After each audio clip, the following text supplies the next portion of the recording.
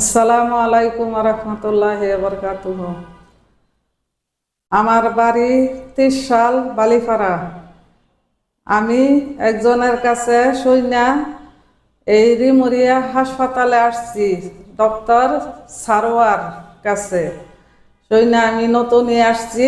আমার যে সমস্যা, আমার ব্যথা এক সাইড অবশ ছিল, সেইটা ওখানে এই ডাক্তারের দ্বারাতে আমি ভালো হয়েছি।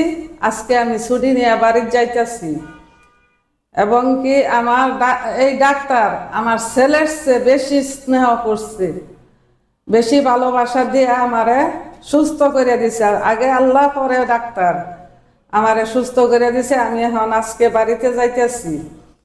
আসসালামু আলাইকুম দর্শক, আজকে আপনাদের সামনে আবারও উপস্থিত হয়েছি আরেকটি সফলতার গল্প তুলে ধরার জন্য।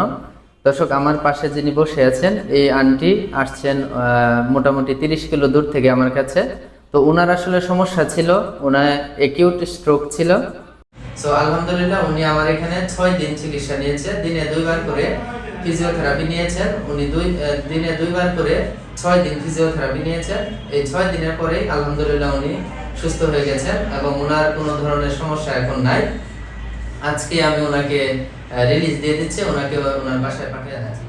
আবার একটু নামান, একটু এদিকে আসেন, এদিকে আসেন, একটু এদিকে আসেন। হাতে যে আপনার অবশ ভাবটা ছিল, এটা কি আছে এখন? না, এখন নাই, কোনো সমস্যা নেই। কোনো সমস্যা হাঁটতে গেলে কোনো অসুবিধা হচ্ছে না? আগে শরীর কাঁপতো, এখন কাঁপে না।